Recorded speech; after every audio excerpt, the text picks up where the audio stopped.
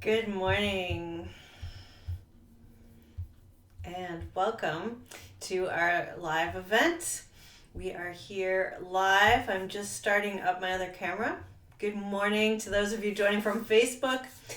My name is Ailsa Kepi and I'm curator of the group Women Healing from Emotional Abuse with Power, Passion, and Pleasure. And we're also streaming live here or streaming for YouTube as well. So welcome if you're joining me. We're going to get into an exciting talk today.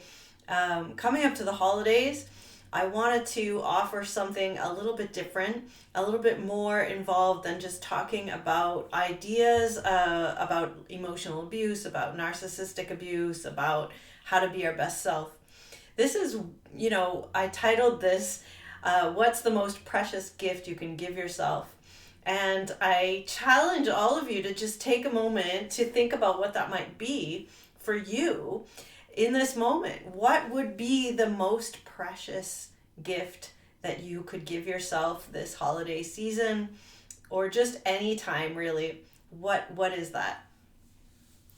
So before we get too far into that, I'm going to give you a hint, and also let's do this together anyway. Let's just take a nice breath, even just roll your shoulders and just breathe. And yes, that could be one of the answers. Taking a breath could be the answer. I'm going to kind of wrap that up in a bit of a bigger box though, so it's a little more exciting than just breathing, which is pretty exciting already. But just, life itself, the idea of living, what is that? How can we give that to ourselves? We might say, hey, I'm either alive or I'm not. But we actually have some choice around how much life force energy we allow ourselves to experience, we allow ourselves to have in our bodies, and we allow ourselves to work with in our relationships with other people, with the world, with nature. How much can we take in and give out?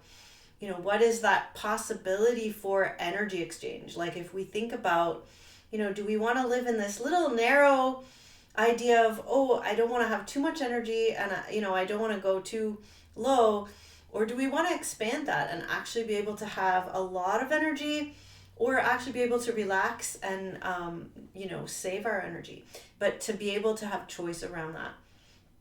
To me, that is really the pulsation of life, that expanding and contracting. So that's what we're going to talk about today. And if you are just joining us, let's take another breath. You might want to put actually one hand over your heart, over your chest, and one hand I have on my belly. And just notice as you breathe in and out, where do you feel your breath? And many of us do breathe kind of from here up. So just putting a hand on your belly, and just see if you can notice a little bit of that breath starting to drop down. And you might notice yourself sinking a little more in your chair. I notice that I'm actually feeling my body, my butt sitting in my chair a little bit more firmly as I allow the breath to kind of sink down lower in my body. So you might say, well, that's it. That's pretty simple. I can breathe. I can be aware of my life force coming in and out as I breathe. But here's the thing that usually comes up for people that have had emotional abuse and that make this difficult. Well, actually, for pretty much most of us, when we start taking in more breath and we start taking in more life force and more charge, what happens to our body is we tighten up. Now, why is that? Why do we tighten up when we start taking in more life force? Well, we tighten up because of the fear that, when we are allowing more charge into our body, we're going to feel more. We're going to be aware of all the stuff that we've kind of stuffed down that has made, our body tight in the first place. We'll either hear a no from the universe, from our partner, from our, people that we care about. We'll be met with resistance. We won't be met at all. We'll have pain. we're going to feel all these things if we allow ourselves to open up. So what we do to protect ourselves is clamp down more and more and more until we have this really little tiny, life pendulation between relaxing and contracting, and we're just kind of stuck there. So it feels like you're kind of in a box, in being squeezed between two walls, So this is how it feels when we are restricted and when we're tight. And so many people, I'm a body worker for many, many years, and working with tension in the body is, paramount to helping us to expand our choice and our ability to be freedom, and have life force flowing in us is, all about tension and how we work with that. So when we start taking in more air and we allow our breath to drop a little bit deeper in our body and allow ourselves to kind of expand a little bit more, we actually find that sometimes we have this kind of reflexive like contraction. Like, this is scary. Like, we get an anxiety attack. We feel bad. We don't, we're afraid. We kind of like just are like, oh no, this doesn't feel comfortable. And we go, we kind of snap back reflexively into our little safe place. And so what we want to do is be aware that that's okay. We're not bad people because we do that. We're not broken because we can't manage to keep that expansion. But what we want, if you choose to work with this expansion, contraction, this kind of pulsation of life, how can we, gently kind of tease our bodies into allowing ourselves a little bit more freedom, a little more breadth in our aliveness. So a lot of what comes up is things that the emotions, right? The energy and motion that comes up. And so we want to learn how to take in more charge and to release, and take in and release. And this requires actually learning some skills. And this is a lot of what I work with my clients and people in my programs, is actually what kind of skills do we need to learn? These aren't always natural to us. We don't always know how to release energy. We don't always know how to hold energy, hold a charge. So, you kind of get stuck between being like, oh, I'm so tired and depressed and exhausted and I have no energy. So that kind of like not being able to build the energy and charge in our body, to being like, I'm really anxious and everything is kind of like, and you get kind of up here and everything is kind of anxiety and too much energy and you don't know how to discharge. So quite often there's one of those two extremes that we get stuck. So, for if you recognize yourself in the, I just feel tired and exhausted all the time, then we need to build the charge. And building a charge can be as simple as putting your feet on the ground and bending your knees and straightening, like just a little bit. So just bending a little bit, straightening, and really feeling, pushing your feet into the ground. That kind of, we actually build energy from the ground and we discharge energy into the ground. This is where, Mother Earth actually helps us out a lot. But if you're inside, you can do it with a floor as well. Pushing your feet into and then, standing up. So bending the knees and straightening. This is a great grounding exercise. It also can build some charge in your body. Oftentimes we sit a lot.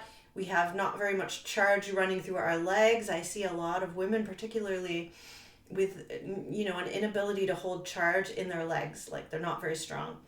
Another way to build charge, just gently, and work on that, is just take a fist and just kind of squeeze the fist so that you feel tension in your body. And you might even, put a little bit of like, kind of noise with that.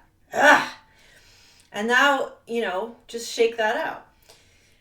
And what did you notice, as you're doing that, is you bring that fist in, you can feel the tension all the way through your body, and you can feel, what I feel when I do that, just even right now, is a little bit of kind of like that building of perhaps anger type energy.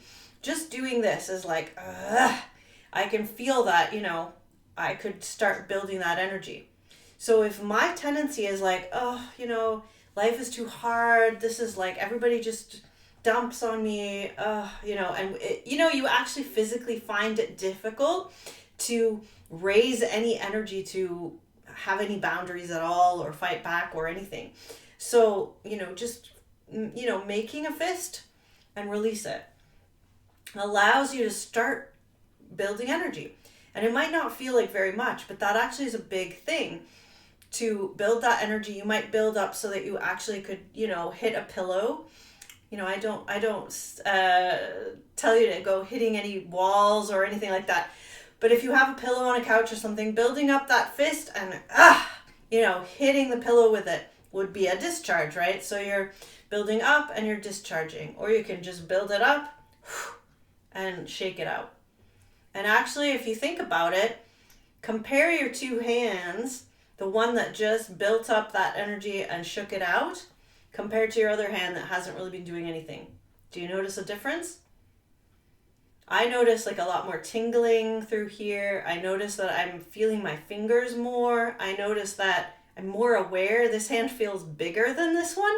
And I feel like I could use this hand to do something now, whereas this one's kind of asleep. Oh, excuse me. So I've already built up life force in this hand just from doing that exercise. So, shake it out if that built up a lot of energy for you. And what you might notice, what you want to be aware of too, is that these kind of exercises can bring up whatever is charged in you that you've been denying or suppressing. So you don't want to do too much at once. You want to just kind of experience that and shake it off. Go back to your breathing that we did at the beginning of the video. Notice if anything's changed for you. I notice that it's easier. I feel like I'm more put together. Like I can breathe into my chest and my belly together. And I feel like I'm taking a deeper breath after just doing that. And I'm still sitting down. So this would be even more, more expansive if I was standing up or moving around the room, perhaps. So very, very subtly, we want to learn, and there's so many exercises to do, to learn to build the charge and release the charge. Build the charge and release the charge. And again, just like an amoeba, if you remember an amoeba in your biology class where it pulsated, like it reached out and then it comes in and then it reaches out. This is the life force that we're actually going to. And this allows us to reach out in the world and to bring stuff back to ourselves, and to reach out in the world and to bring stuff back to ourselves.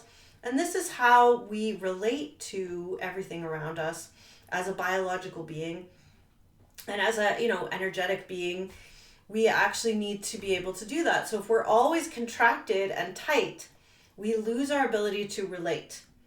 So many of us are in the group in Facebook and, finding that it's difficult to have good relationships these days. It's hard for us to have intimacy. So these are, that might not seem like an intimacy exercise, but it's actually feeling and learning about how to expand and contract in our own body. And so that building up of energy and releasing of energy is a necessary prerequisite to any kind of healthy relationship. So this is just one exercise of many. If you are really traumatized and you find even that too activating, I highly recommend that you work with someone, a professional counselor, a somatic psychologist, a coach. Reach out to me. I have spaces for individual as well as group classes and workshops and one-on-one coaching. So make sure that you have someone to work with that can help you work through whatever comes up. Because you might have already noticed, it's like, oh, I feel a little bit more alive now. Now I'm feeling, now I feel really sad. Maybe the sadness starts coming up. So anger is usually one emotion that we push down. Sadness is another one. Grief. We might notice tears coming and, crying or laughing as well. These are ways of releasing slowly, kind of releasing energy. But we may not, be used to allowing ourselves to feel that emotion, that energy in motion.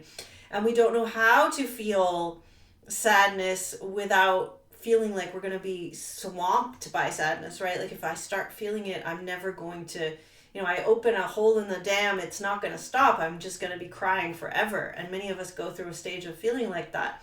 Again, I highly recommend that you work with someone who is able to hold space for you while you're working through all these. But the other, the other things that come up, many emotions come up, but joy and excitement can actually come up as something that we block as well. And you might be like, well, why do we block joy and excitement? Like, isn't that what the holidays or what our life is about? And surely we want to feel that. And the thing is that, yes, we usually do, intellectually want to be in joy, but we don't know how to hold that energy either. There's energy to joy. There's kind of an uplifting energy to joy that we associate that with anxiety, with feeling like a fear of, if I show my joy, then something bad will happen. This is a common thing, especially if you've been through trauma, especially if you've had sexual trauma or anything like that. If you are joyfully in your pleasure, and then people will come and take that from you, or stamp on it, or be jealous of you, or all those things. And so we sometimes block our joy as well. So things like, I found personally, we had an exercise when I went through lots of my training, with like, woo, actually being able to kind of like, woo, like really throw your hands up in the air and just really express joy and excitement like a little kid on Christmas morning. And that's really hard to do for a lot of people. Like, we're kind of like told, well, don't do that. Like, what are you doing? Be calm. Don't be all over the top. Like, who do you think you are? All those messages that tell us not to feel and be in our joy. Or maybe when we're in our joy, people are attracted to us and we don't know what to do with that in a relational way. We don't know how to have boundaries. We can be in our joy but still say no to interactions that we don't want, right? So all of this becomes intertwined with having healthy relationships. So it started off as just breathing. Remember, we started off the video here with just breathing and feeling our life force. And all of this other stuff kind of gets layered on top. And another one that gets layered on top is shame. Shame is a big one for most of us. We grew up being shamed or having shame put on us by other people. As a kid, we don't often have the capability to, say to someone, that's not my shame, I'm not going to take that on. Often as a kid, it's kind of a choice between taking it on and surviving, or resisting and not surviving. So it's a survival and coping strategy to take on shame, but we want to, as an adult, learn to give back the shame. We don't have to carry everyone else's shame. And if we have positive shame, like if there's shame that says, hey, you need to repair that, like you did something to someone, or then you can repair, you can actually work with that shame in a healthy way. And again, these are something I suggest you do with a coach or a counselor or a somatic psychologist. It's like, someone that you can feel safe with working with these types of things with. So we learn how to increase our energy and we learn how to decrease our energy, and we learn how to do that. So there are skills with, building up energy, and there's skills with letting it go. And shaking is one of the easiest ways to let stuff go. And we all kind of do that naturally, right? So if you just, we come out of a really stressful situation and we shake. So, there's one skill to let go of energy too, and there's many of those as well. And this helps decrease the tension in our body that we build up from all this pent-up emotion. We can flow more easily, and we learn how to have this life force kind of pulsation. So this pulsation of life, this ability to expand and contract, this ability to reach out, and offer things to the world, and then take in and receive things from the world, really that's what this whole gift giving thing is about. It's about, can we give, can we receive really fully in our wholeness. And so, I just wanted to offer this perspective on the holidays and on what is, really the most precious gift to ourselves, is to take this idea of working with our body, this idea of working with the pulsation, the idea of building up energy and releasing energy, and the idea of bringing that into our relationships and our giving and receiving.